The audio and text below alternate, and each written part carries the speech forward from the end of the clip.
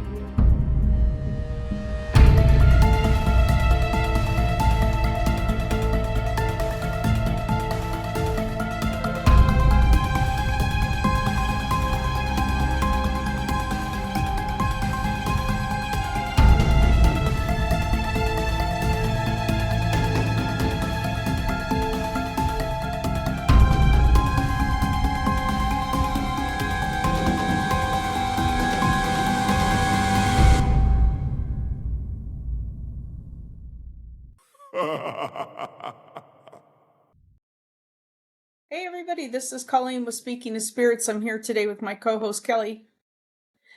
And hey Kelly, we are talking today about some UFO stories. We've collected a few stories from fans on Pocatello Paranormal Research Facebook page, and we have some of our own, some of our families, and some photos that I found interesting that I found on it's a Facebook group that I follow, and the gentleman lives out in the desert, so he's always, he runs into all kinds of wild stuff, and he took some interesting photos a few weeks ago, so we're going to share those. Oh, nice. Yeah. So let's get into some of these stories on our paranormal page. It was kind of interesting. The first story that I'm not quite sure how to take it, so we're going to read it and then you guys decide what happened here. But my sister was preparing for a date. When I got to the door before my parents to greet her boyfriend, he asked if she was ready, and I said she had just applied the second coat and was waiting for it to dry. It's such a typical guy thing to say about makeup. As I turned, I caught sight of the UFO. It was moving fast, and the next thing I know, I was staring at a bright light. When I came to, I was in the backyard with only my boxer shorts, and wearing only my boxer shorts, and my watch showed I'd lost 30 minutes. He said he still never talks about it. I thought that was kind of interesting. So yeah, I don't know how to take that story. I don't know if it was a joke or if it was real, but anyway, he did lose time, or at least he was cold. He was out for 30 minutes. Who knows? Yeah. Who knows? Yeah, that missing time is normal, but who knows? I mean, maybe I don't know. Yeah. I don't know either. This next one, my husband and I saw what we think was a UFO on October 13th. We were on the Texas Gulf Coast. It was around 7:30 at night, and we were staying at a small property he owns just on down on one of the bays down there. I was just about to get in the shower when he yanked open the back door, yelling for me to grab my phone and get outside. Up in the sky, moving from west to east, was a bright light. The sky was mostly clear. Whatever this was, it had like a fog around it that was moving with it. My husband described the fog as boiling, and the light was rectangle shaped. I doubt it was a plane. There was no sound. There were no flashing lights like we usually see, and it was far too bright to be a satellite. He was a very logical man, and it really freaked him out. I can imagine it would. Yeah. I don't know what would cause a fog. Something breaking the sound barrier, it sounds like. It's moving. Yeah, I mean, our fighter aircraft will do it, but it doesn't usually go with them. It goes around the aircraft pretty quickly, and then they're out of it, Another one, I think that this means New Hampshire. I-93, New Hampshire in 2006. Belknap County area, traveling north. My ex and I saw a single light behind us a ways. We thought it was a vehicle with a burned out headlight. That makes sense. It paced us for a minute and then gained on us quickly. It passed us, stopped a bit ahead of us, and then shot straight up and over the tree line. It looked like a ball of light, like a small ball of light. Seconds later, a light is high in the sky in front of us, and about 4 times it dropped, and it looked like to be groups of 3 lights simultaneously. It's safe to say we're pretty freaked out. We looked at each other and agreed that we didn't see shit. I'm an Air Force brat. He was a disabled Army vet. And what we saw that night was like nothing we'd ever seen, military related or otherwise. So it shot past them, went up, and then dropped and spread out. And then went into 3 lights, became 3 lights. Oh, that'd be Now, yeah, amazing to see. But yeah, yeah, I had something. Tim and I saw something similar down by Skinwalker Ranch, so I'll talk about that. This one's local here to Bannock County in Pocatello. About 5 years ago on the res near Ferry Butte, which is what Tilden Bridge, you said, right? Yep. Yeah. It was late and we were out driving around and we saw lights, so we tried to follow them. I thought I was seeing things and I thought everyone else was seeing things. We don't know what we saw, but it was something. And we haven't seen anything like it since. So she says weird things happen out there all the time. So I live pretty close to that. I need to go out there at night. I want to see it. One lady said she's seen UFOs numerous times. The most well-known sighting my entire family witnessed was the Phoenix Lights in 1997. So that would have been something to see. A co-host from a different podcast, one of the podcasts I listened to, he was a kid in Phoenix and he got to see those firsthand. So wow. Yeah, it says it was the weirdest thing that you've ever seen. So yeah, just watching the videos, it just raises the hair on your arms. So yeah. This lady didn't actually see one, but she heard one and there was some repercussions to it. So she said, I didn't see one, but I heard one in the fall of 1967. My mother had told me about a strange noise she had heard for several nights. I laughed at her and told her she was hearing a UFO. Several nights later, I was awakened by a strange sound. It was a soft, mellow, whirling noise. It was far away, but as I lay there listening, the sound got closer and closer. My mind told me to get up and look. I couldn't move. I was completely paralyzed. After the sound was gone, I jumped out of bed and ran to my mother. She had not heard it that night, but conveyed that when she heard the sound before, she wasn't able to move either. The pigeons we had for 18 years abandoned their eggs, and their young would no longer roost in the barn. Within 5 days, or maybe they abandoned their eggs and their young, and they would no longer roost in the barn. Within 5 days, they were all gone, and they never returned. I've always believed it was the strange noise that caused them to leave. And this was in the northeast, extreme northeast Texas, in the small town of Talco. Fascinating story. Yeah, and then the noise.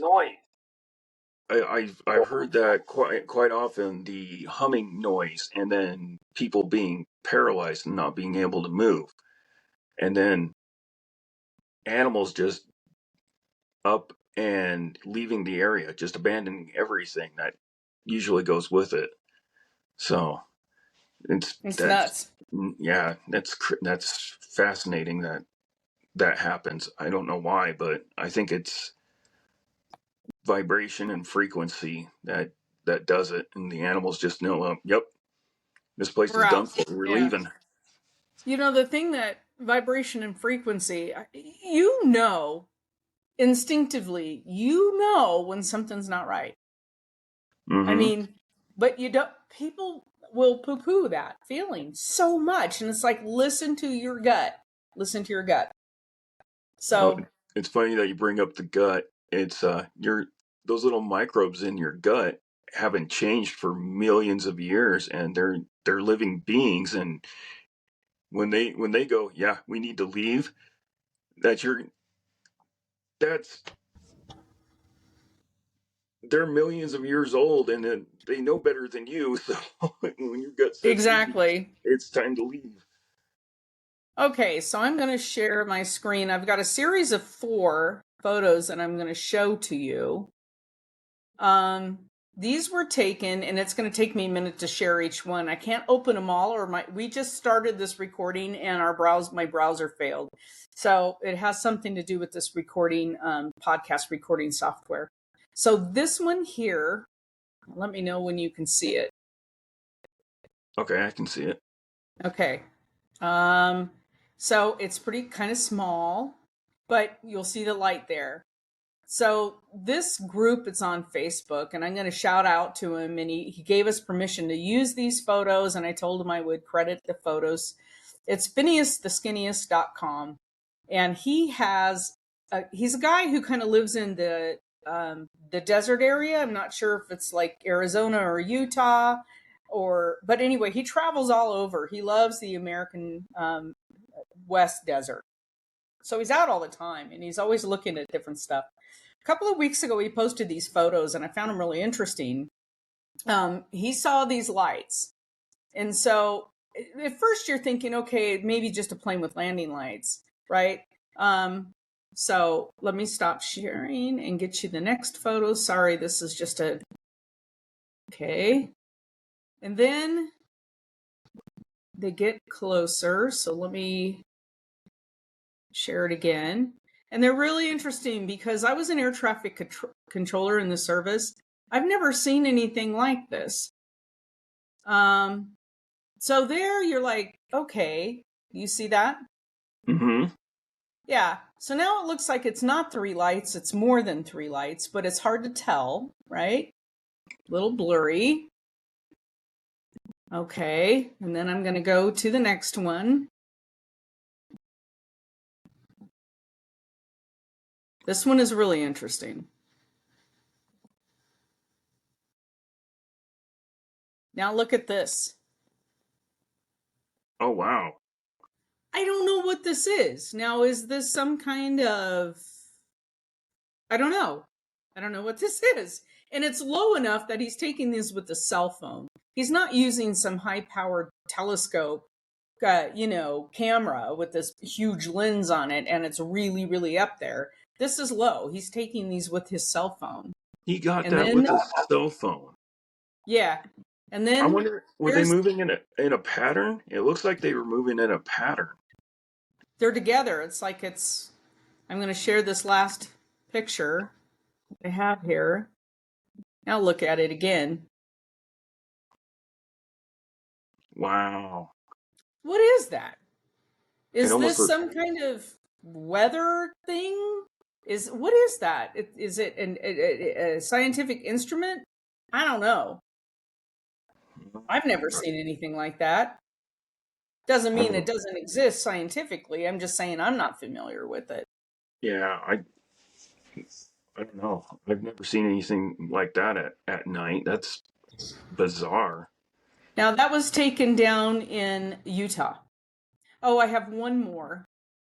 And this happened right before. So as sun was setting, this happened. Now this, I don't know. This could be just I don't know. I don't know. Let's see. Was that a rocket launch? Oh, Lightning strike? no. Now if you look at the top right-hand corner. You'll see some kind of wild light there too. But it's little. It's like a string. You almost think it could be a hair on the lens, except that it has the same arc pattern with the tiny light at the bottom of it. You see it? Hmm. A little, yeah. Yeah. And then you have this giant one, but there's no clouds in the sky. It was clear. ball lightning, maybe? I could be. I'm not saying I've had an experience with ball lightning, never did that. But I'm not saying that that's not what that it isn't that. So interesting stuff. So he's out in the desert a lot, and he shares a lot of photos of things that he finds and interesting stuff and petroglyphs and pictographs and all kinds of stuff. And he's out all the time. He's just kind of an adventurer, kind of a wanderer. He's got his cat with him. It's pretty cool. He's a pretty cool guy. So they're just always out. He's rescuing animals, and he's just a wanderer, and he finds stuff. And this stuff, it's like if you're out enough, you're going to run into something. You got to get out of your house, Yeah. And the further you go out, the more this stuff shows up, I think. Yeah, less light pollution. So you had an experience. I want to hear about yours. Okay, so this was 2019, and in September is about mid-September, and I was at my brother's house, and I guess my adopted nephew, will call him, his dad was coming up from Salt Lake. We were going to go hang out and talk and just hang out, have a visit, and then he was going home the next day, and he's a big UFO guy. Just he's full on board. UFOs exist, and we're hanging out, and so I decided to rib him a little bit because I was like, oh, I don't know, I've never seen one, and I'm ribbing him a little bit, and I'm like, so, UFOs, huh? And he's like, yeah, they exist for real. And I'm like, well, how do you know? He's like, when I do my deliveries early in the morning, I will park the truck while they unload. I'll get out on the loading bay and I'll look up and you can see them. Like they don't always have lights, but you know where the constellations are in the sky, right? I'm like, yeah. And he's like, you just have to sit there and watch, and these things will come by and they'll block out the stars. They'll just, and you can see the shadows of them passing by. And I'm like, well, that's interesting. And we're sitting back in the chair, and I'm like, what'd be the odds if I saw one today? Just threw that out in the universe. And not 5 minutes later, I'm sitting there and we're talking, and I catch something out of the corner of my eye, and the way we were sitting, this was coming out of the southwest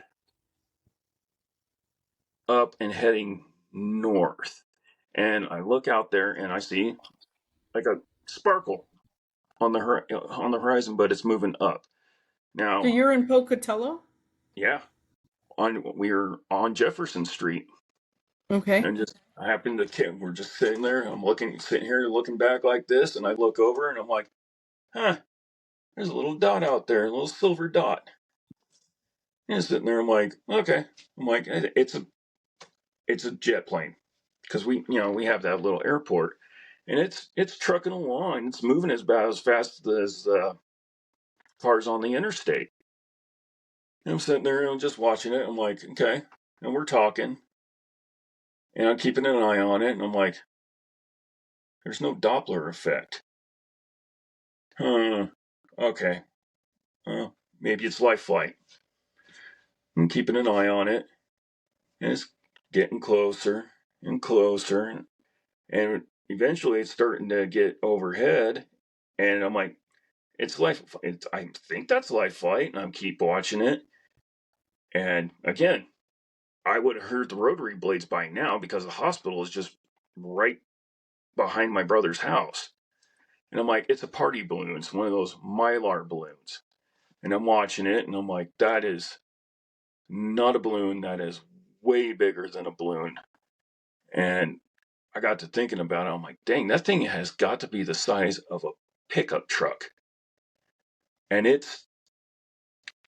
it looks like a big, massive, what I would say like a drop of mercury. It is just big, silver, shiny, and it's just moving like a plane on approach. And what my somebody was like, "Hey, Kelly, what are you looking at?" And I'm like, "I think I'm looking at a UFO." And they're like, "Ah, no way." And I'm like, "No, look right there. It's right. It's almost right overhead." And they all look up, and I'm like, "Do you see it? It's right there. It's right almost above the interstate." And they're looking, and they're like, "Yeah, yeah, we see it. We see it." And it gets right above my brother's house. And about that time, the sun is setting, and it's like the sun hits it, it reflects off the bottom of it, it flashes, and it shoots up and turns and just disappears into the atmosphere. Never saw it again, just boop and gone. That's fascinating. And nobody videotaped it? It was one of those things of, what am I looking at? Is that what I think it is? Yep, that's what I think it is. Gone. That's fascinating.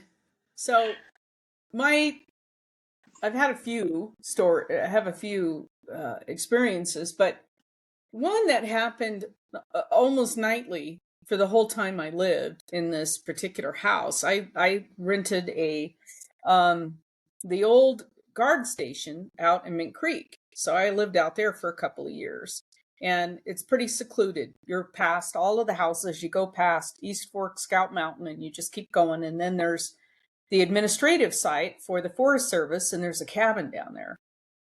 Okay. Oh, I drove by Yeah.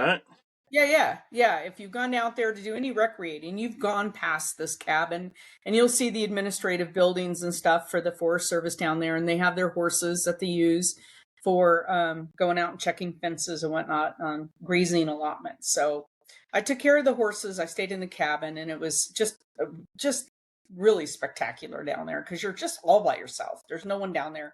Lock the gates. No one can come in. It's just nice, right? But every night, and I didn't notice this at first because there was other phenomenon going on down there at first that I was really keyed into. But then about probably 3 or 4 months living there, as I'm out in the evenings and it's dark, and Scout Mountain Road or Mint Creek Road, there's kind of a lot of traffic on it during the day because there are people coming back and forth from Arbor Valley, lots of recreation going on out there. So there's a lot of traffic. But at night, late at night, it gets real quiet. There's not a lot of traffic out there. So you hang out there, and there's big, huge lawns and I sit out there at night right next to the creek, Mint Creek. And so sit out there at night, and I started noticing at first a red light that it's in a narrow gorge, right? Because you have Mint Creek, and then you have you have Mint Creek Road, you have the creek, the road, and then it's a very steep hillside that comes straight up. And then behind me was a very steep hillside that goes up, right? And so if I'm sitting there on the lawn, your view is basically the mountain right across the street, and it goes up. And that's not like you can see for miles and miles. You're just in this little gorge. Like I couldn't even get internet down there because it's so steep, you can't get a signal from anything. So I was sitting out there, and I kept noticing this red light on the mountain right across the street from me. And I'm looking at it, and it's moving all around, and it's big. It's like, if I was going to put a size to it, it'd be like the size of, a little kid's wading pool that I buy them for the Okay. dogs every summer so they can get in and just get their paws wet. So it's not big, but it's about that big around, right?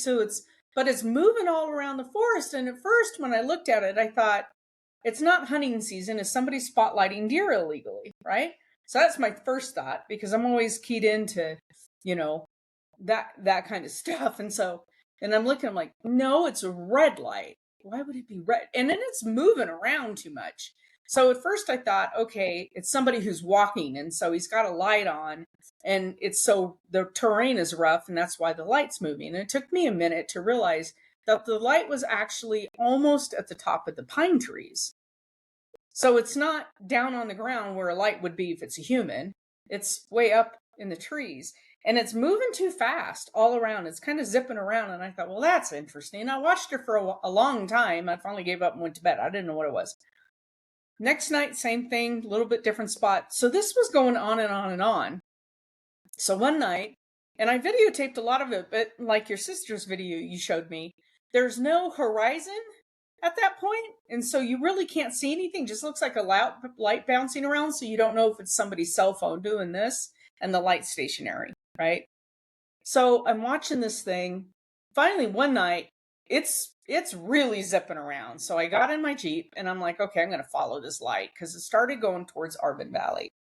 So as you're driving west on Mink Creek Road, you come up to, what is that called? Like Crystal Mountain or something like that. It's where they snowmobile in the wintertime. All that Yeah, big stretch Crystal before you Peaks, peak Crystal or something. something, summit or something like that. So you get Yeah. up there, so you're on the summit and you can see Auburn Valley. I hadn't seen these lights, this light, and then it became more lights, and then it went towards Auburn Valley and it spread out and it was gone.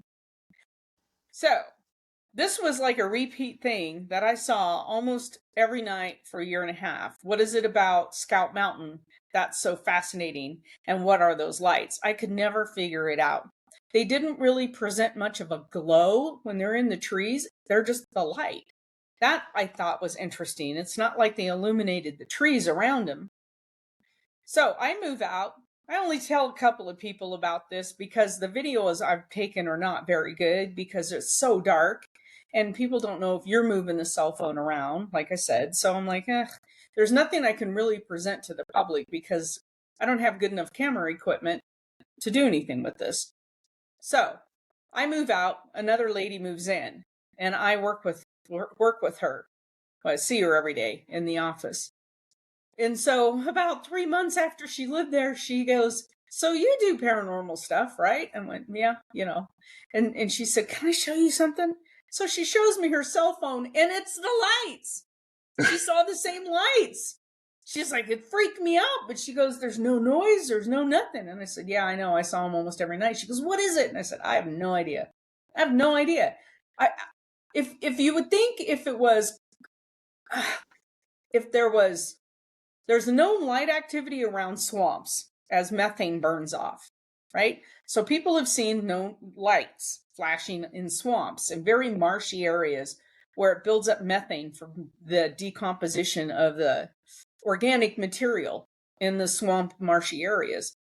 There isn't anything like that. This is a very dry conifer area. When there's conifers, it's not very moist still, right? So there isn't that environment.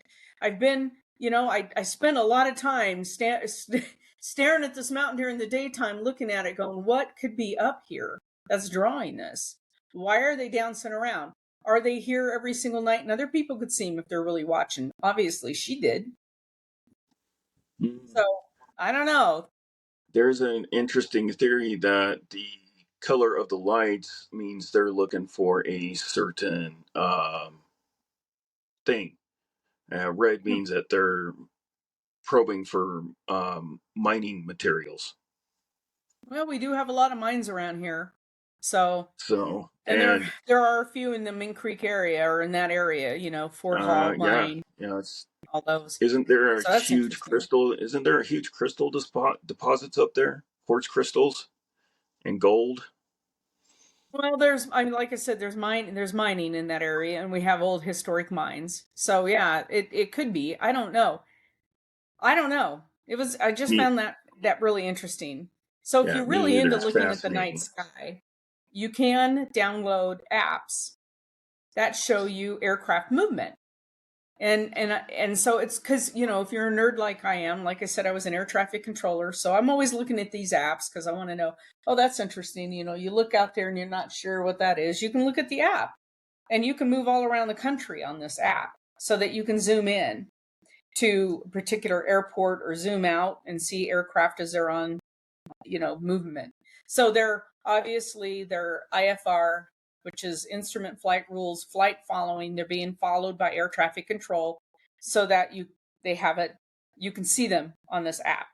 There are pilots that do fly at night that are not IFR. It's called visual flight rules, VFR.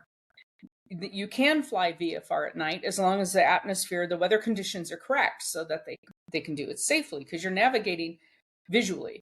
So there's not a ton of pilots, I don't think, that probably do IFR or VFR at night.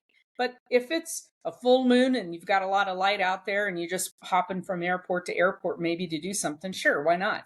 People do fly VFR at night. I grew up flying and we never flew VFR at night, but a lot of people do. So they're not going to be on these apps. But there's always light on an aircraft. You have the wings. The wings are lit. They have different strobes on them. And then you have your landing lights that really light up. Now,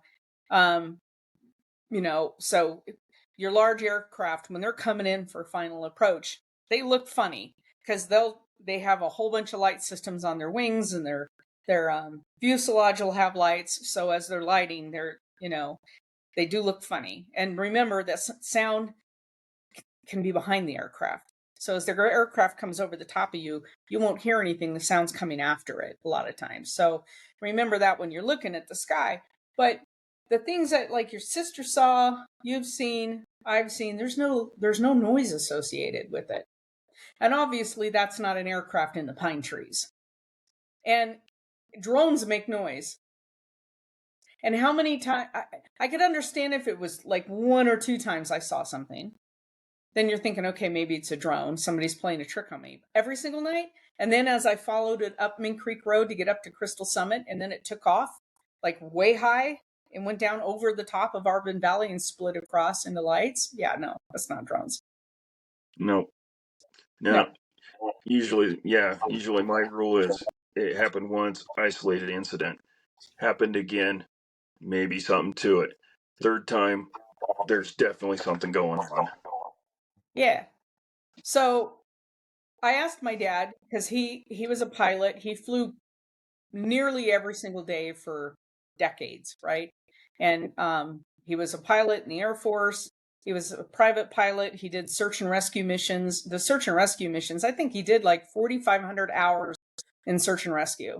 Just 4,500 hours in search and rescue. So let alone everything else. So he logged a lot of hours. Close to that is somebody who's doing it professionally, like for American Airlines or something, and they're just flying every single day on huge trips. He didn't do every single day on huge trips. He just did every single day in the air, So I asked him one time if he saw, because he flew, usually there would be a flight of 2 on the search and rescue, and sometimes there would be more. I asked him, did you ever see anything? And he said, oh yeah. We saw a lot of stuff. And he said sometimes they would fly, and these aren't when he was doing search and rescue, it was called a Texas Trainer, an AT-6, which is a beautiful bird, big radial engine. And they fly fast, but they're not a jet, So, but they're fast. They're faster than a Cessna. They were a trainer in World War II to get pilots ready to go into combat. So they flew fast, and they're capable of doing all kinds of maneuvers because they're strong, powerful airplanes, but they're not jet fast. So he said that sometimes when they would fly, things would come along and kind of fly with them. So they had to slow way down. Think about what we see in the sky, or what UFOs people have videotaped. They're flying along with jets at really high speeds. And then they take off at speeds that we have no capability of. But they can also, like you said, come down and hover, or come down and fly with an airplane that's going fairly slow, and then take off and then not be seen. He said they did have one incident when they were flying up at Rainier, and they had a formation of these AT-6s. So there was like 7 or 8 of them. I don't know why they were going up to Rainier. They did most of their search and rescues around Tahoe, and down to LA, but they were going up there, and he said they were in a formation, so they're all flying along. And I don't know if you're familiar with radial engines, they have a sound to them. They're a beautiful sound. And as they're coming through the sky, he goes, I don't know if he was lead aircraft, but one of the guys started talking on the radio, hey, we've got something coming up on us fast. And at the time, these AT-6s were some of the fastest things we had, besides some of the very first jets. But why would a jet be trying to come up on them? You know what I mean? They have flight following. Air traffic controls knows about these airplanes, so it's not like somebody's thinking there's something going on. So something came up on them as they crossed right in front of Rainier, between Rainier and kind of Seattle. Came up on him from one direction, circled around him, and then took off. And he said, it wasn't the shape of an aircraft. All we saw is kind of like what you saw, was something metallic looking and no sound, and outmaneuvered anything that they could do. Yeah. Just to touch on that, a lot of the World War II pilots on both sides would report seeing UFOs come and fly next to them, circle around them, and then take off. And that's where the are you aware of the word Foo Fighters? Or Other than the band? That's Yeah. where it comes from. That was the Japanese called those little craft that would buzz them Foo Fighters, and that's where the term comes from.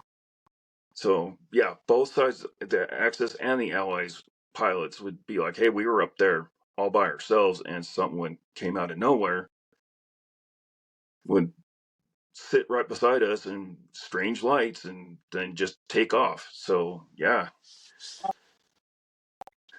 So the other story I'll touch on really quickly, because we need to wrap this up. But when Tim and I went down to the Skinwalker area, we were hanging out down there for several nights watching the sky, right? That's what you do down there, is you just watch the sky. And we saw things, we were both seeing it in different directions of the sky. So, he'd be looking here and we're sitting on lawn chairs next to each other. He's looking up here, I'm looking over here. And we'd both be seeing stuff. And it would be, you'd have like say you have a pattern of stars, and let's just put them in a circle just for this description. So you have a circle of stars. Well, and then they would kind of change, like they would come together and change directions and come over here. Or shift. Everything would shift. Or you'd have a light, you'd watch this really intense light, and then a light would come out of it. And then a light would come out of that. And then a light would come out of that. I mean, and then they'd go off in different directions. And so this is like, we saw the most incredible things down there. We did send one of the videos that we saw that was the same light phenomenon, the UAP, that Skinwalker Ranch has presented on their latest year's episodes. We saw some of that, one of those, and we had sent it to them, and they caught it on their cameras too. So there's things out there that you see, and why down there it's such a hotbed of activity. I have a theory. Yeah. I have a theory. I do. Okay. I actually think that there is a crashed ship underneath Skinwalker Ranch, where the Uinta, is, where the ranch is. Are you familiar with Lake Bonneville and how actually big that was? Yeah. I mean, I'm just throwing it out there. I'm just speculating, but I'm thinking maybe because UFOs have been known to go into the water for whatever reason. I maybe refuel something, hydrogen cells. I don't know, but I have a theory that whatever this is, it was massive and it crashed in Lake Bonneville and just slowly sank to the bottom, and it's leaking. It's leaking fuel, and it's putting out, I don't know, like a giant smoke signals, I guess, and it's attracting all this strange So you're phenomena. thinking that when the Uinta Basin was covered in water at one time? At one Like, time. yeah, yeah. So, well, kind of, that's a theory. That's a theory. If you look at Google Earth and you look at where Skinwalker sits, and you look kind of to the east, if you look at it looks like something did hit and push material. Have you ever noticed that? Yep. Yeah, it looks Did like you? something hit and pushed, like you would, like a car would. Yep. Did you see the episode where he did the ground penetrating radar? Yes. And it's on the screen, and he's like, "This is what we got," and he went like that, and then he never looked at it again. And I'm sitting there going, "Travis, turn around, connect the dots. It's right there." Yeah, yeah, yeah. And I'm Yeah, like, "It's right it's there." pretty fascinating, and I'm sure they've looked at it, but production and they edit so much stuff out. So it's fascinating theory. I don't know. Something's going on. I think that, if you're really interested in looking at stuff, get the air traffic control apps, get the apps that show aircraft movement, because then that corridor down there in the Uinta Basin is very heavily, there's a lot of aircraft because it's also on final approach to Salt Lake. So Yep. there's a ton of aircraft down there. So if you're looking at something, if you're down there, you're anywhere, around an airport or in final approach, and final approach is very, very long. It's not just right into the airplane. You're on a path to come into an airport, and they're published approaches. You can also look at the approaches for airports, so that as an aircraft comes in, they hit a particular approach, and that brings them in alignment so that they can turn and come in. So these are published approaches, so that you're always, people, well, they fly the same path all the time, and it's like, exactly, because they're published approaches. So they're talking to air traffic control, and they're telling them what approach to take. So these pilots are out there, they're following a lot of the same paths all the time. The whole air traffic control system is really fascinating. And when they're being tracked on this app, you can rule things out, because atmospheric conditions can make the lights on an airplane look funny, right? Because you have atmospheric conditions that will play with light, will bend light, will move things around. So know what you're looking at. If it's on the app, if you're seeing an airplane, then you can rule out, okay, that's not a UFO, even though it looks funny. Starlink right now, a lot of people are getting really wigged out about what they're seeing, and it's Starlink. Yeah. With the light, the satellite and the little lights behind it, the trail of lights. And he's putting more and more up there, but actually it sounds like Elon is going to not light them anymore. They're very low altitude. Most of our satellites are really, really high. The reason why Starlink works is because it's low altitude. I actually have it here because there's no other options where I live. So I have Starlink. So that's why you can see them so easily, because they're a low altitude satellite. I mean, brilliant, right? So, but there's so many complaints now about the lights in the sky that he's talking about not illuminating them anymore. So, but and they're launching like something like, I don't know, it's 1,000 a month, because he wants to give internet to the world, like in Africa, where they don't have an infrastructure way out. And they'll be able to get it. If they have electricity, they can get it. If they have some kind of generator that provides electricity, they'll be able to have internet. So that's the point. But so know what you're looking at. Rule everything out first. But sometimes you can't rule things out. I mean, you can't, like, nothing is making sense. Yep. So send them to Yep. us, email us at through our Facebook page, send us a message, or email them to the paranormal page. Do something, because we want to see this stuff. We're not going to laugh, but we want to see it. Nope. We Well, like the weird stuff. we like the weird stuff. The creepier, the better, too. So email us. That's our kind of local. Some of our fan base UFO stories. Keep sending them to us, and we'll keep reading them. We can't get enough of UFOs. So this is Colleen and Kelly signing off for Speaking of Spirits. You've been listening to Speaking of Spirits, powered by Pocatello Paranormal Research in Pocatello, Idaho. Thank you for joining us today. We're glad you could be here. If you're enjoying the podcast, please do us a favor and go to whatever platform you are listening to the podcast on and give us a review. We prefer the 5-star reviews. This helps us know how we're doing, and it helps others to find the podcast. Thank you for joining us, and we hope to see you on our next podcast.